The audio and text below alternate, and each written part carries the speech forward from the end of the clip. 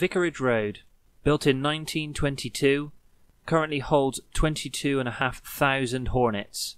For the first half of the 20th century, it had a greyhound racing track and held races, and the ground has stands named after Watford legend Graham Taylor and giant sparkly glasses legend Elton John. Well, let's let the sun go down on Watford's promotion chances.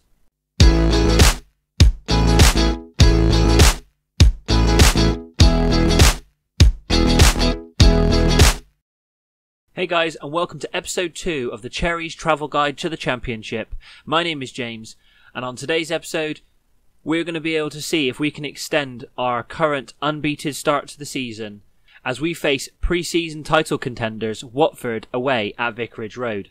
Since you were last with me, ignoring the last episode, which is difficult, now it's on YouTube, but ignoring the last episode where we lost in the Carabao Cup to Southampton, we are currently unbeaten this season. Well, we're unbeaten in the Championship anyway. We followed up the loss against Southampton with a win 2-1 away at Middlesbrough, and then another 2-1 win, this time home to Norwich. I don't know whether this is going to be a theme of FM21 or whether it's just a theme of my tactics, but we do like a 2-1 win. With 1-0 over Coventry, 2-1 over QPR, and then 2-1 finally away at Cardiff. The Cardiff one is a massive one. They're expected to be in the top 6 with us. So to better get a win over them, even if they are kind of sort of struggling at the first half of the season, is a big win. And we're hopefully going to get another big win today against Watford. Because of all that, it's been a fairly straightforward start to the season. We didn't have any more transfers come in at the end of the transfer window. I did have a couple of players who were lined up to possibly come in. They either weren't interested, wanted too high a wage, or in the end, I just didn't see the benefit in bringing them in, especially for how well we've been playing at the start of the season. So let's get into the match. The only problem we have had at the start of the season has been injuries. We've currently got 3 players out injured. We've got Kelly, Ndambi, and Mikel. All 3 of those are currently out injured. We've had to have a few of our starting 11 from the previous match drop down to the bench. Stanislas has had to drop down to the bench with Brooks taking over the position on the right-hand side. And Stacey has had to drop down to the bench with Smith coming in for him. However, Smith and Brooks are both key players for us when they are playing. So they are definite. They're definitely not backup replacements. They are definitely first team standard. So this is the team that is going to be facing Watford today. We have Foster in goal, a back 4 of Smith, Cook, Mepham and Correa. We have Billing, Cook and Lerma in midfield. Brooks and Danjuma out wide. Danjuma in particular has had a really good past couple of games, scoring a number of goals. And so I'm really excited to see how he develops as the season goes on. And we have Sam Surridge back up front. Solanke had a couple of games and has not put in a good game so far this season. So Surridge has come in for him. He had a fairly good pre-season and has scored since coming into the team. So I'm happy to keep him there for the time being. I think we need to be assertive with a pointed finger. The media have given me a lot of credit recently. Let's go out and show them that they are right to back us up.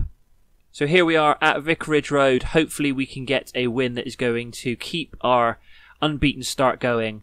Right, 60 minutes, we have a free kick. Brooks with a free kick into the centre, looking for Mepham. There we go! First goal for Bournemouth. Chris Mepham with the header from the free kick from Brooks. Brilliant free kick into the centre, put it right on his head. And Mepham smashes it into the back of the net with the header for his first goal of the season and our first of the game. We have another highlight on 19 minutes this time. The throw-in comes into Cook, but it is cleared. But only as far as Billing. Billing looks to bring the ball back in again, but is being pressured. What a stupid pass! He manages to only find Watford's Deeney. We do win the small ball back with Smith, though, to Surridge. Back to Brooks.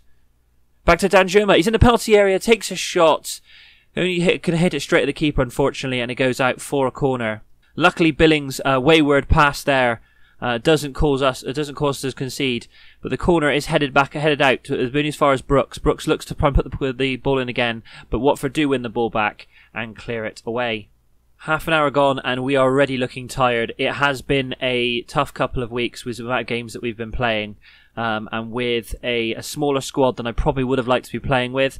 We are a little bit paper thin, and players are going to be probably playing more minutes than they should be. But Brooks is coming here into the centre, into the penalty area, puts it across to Lerma, takes a shot on the rebound. Fortunately, both fire straight at the keeper, and it is cleared by Watford. As I was saying, yeah, so we are looking tired in places. Korea in particular is already very, very tired, based on the fact that he has a red heart, and Cook as well.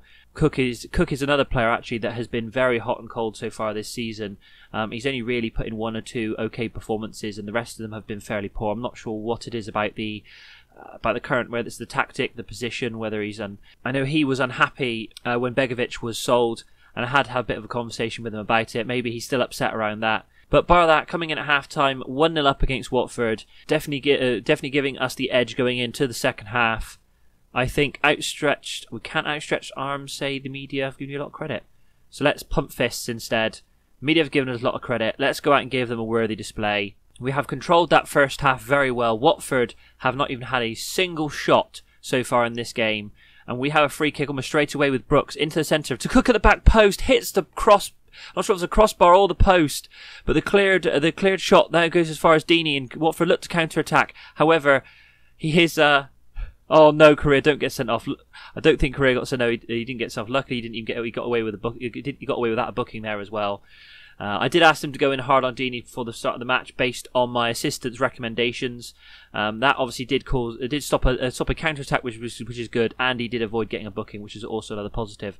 We do have a corner here with Danjuma into the centre looking for Brooks. It is cleared though. Back to Danjuma though. Looks to try and recycle the play. Back in the centre looking for Surridge. Again, it is cleared by Watford, but only as far as another Bournemouth player, Cook. Again, can he put the ball back in again? He cannot pass it across to Smith, to Billing. We are passing it nicely though. Back out to Cook, to Smith.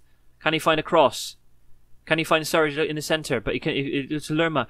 Chips it across, looking for Danjuma over the back post, but is a little bit overshot. Still passing it around into the centre to Korea, who's in the penalty area. His second goal of the season, making it Bournemouth 2, Watford 0.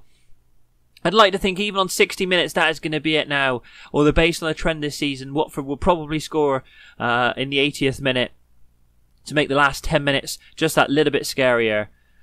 But after a couple of opportunities, Danjuma passes it to Cook. Cook passes it into Korea, who's in the centre, puts it in for his second goal of the season, and makes the scoreline 10 times more comfortable than it has been. 67 minutes on the clock. We have a goal kick out to Mapam, to Billing, now to Cook. Cook chips it forward to Brooks. Brooks can't go past his man, loses the ball. Now Watford look to bring the ball forward cleverly with Seymour, Deeney. Watford looking to try and get a goal back in this game. If they do, it's going to be a little bit more difficult for us.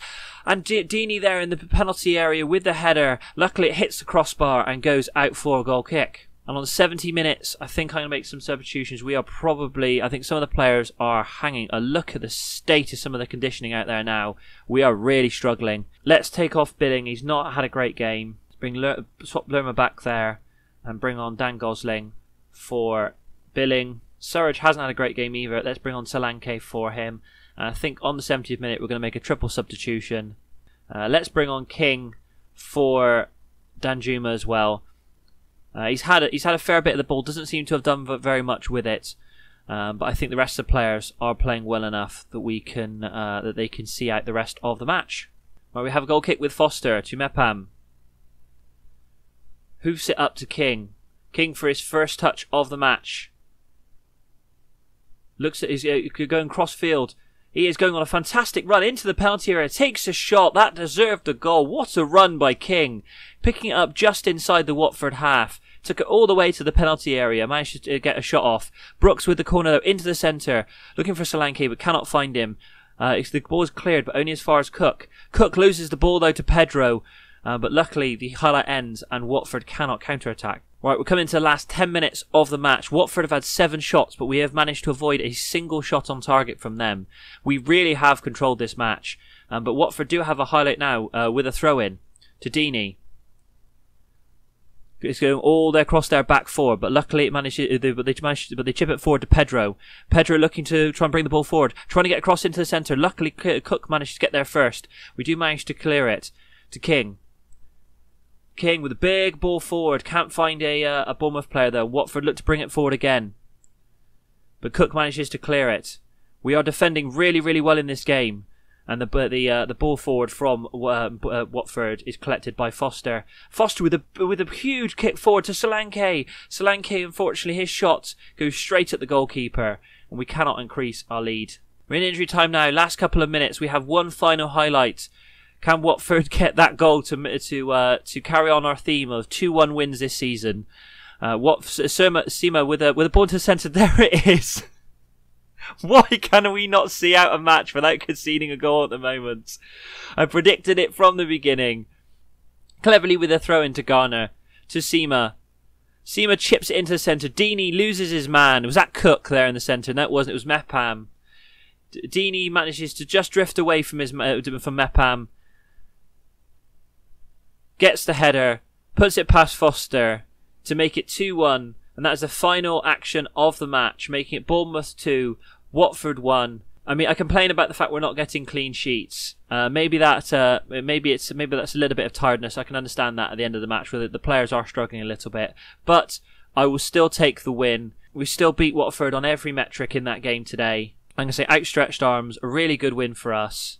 Be interested to see how that affects us. Hopefully that propels us back up to the top of the table with our continued unbeaten streak. Yes, there we go. We're back up to the top of the table, although I've just realised that we actually are on 21 points compared to Brentford 17. So we were probably at the top of the table at the start of the episode, and I didn't notice. But that does push Watford down to 8th. I mean, it is early on in the season, but being that they were tipped to being up there with us in the top 3, that is really going to hamper their chances of gaining promotion this season, this early on in the season. There we go, there's confirmation. Bournemouth win 7 straight. However, I think the longer this goes on, the more it's going to become difficult as the players become very tired. Some of them are already, Lerma, for example, has a fitness concern and is feeling jaded. Do we have a midweek game this week? We do. We face Bristol City a midweek this week, so I think we may have to have Monday or Tuesday or even both off this week. They do have a recovery and match review on a Sunday after the match, but I think we're going to have a day or two off this week from training to try and recover for that match against City. Right, I think the next episode is going to be, I think we'll jump forward a couple more games. I think we'll do the start of November. We'll go away to Hillsborough to face Sheffield Wednesday. As I said at the start of the season, I'm going to try and do at least one match, at least one episode every in-game month. So Sheffield Wednesday will be the next one. Looking at December, it more likely will be Swansea or possibly Brentford, who are pushing around the top of around the playoff picture. Depending on how quickly I can get through the series, through the season, we may look at trying to do the Brentford matches. That's probably going to be more important than the Swansea one, but Swansea are pushing around the playoffs as well. So we may even try and get both on an episode, as December is quite a long month for games before pushing into the second half of the season. So if you enjoyed that, please give the video a like. Let me know down in the comments what you think of the new series and how you think we're going to get on this season. Subscribe to the channel and don't forget to hit the bell icon to be notified of brand new FM21 videos all the way through beta and beyond. And thank you very much for watching.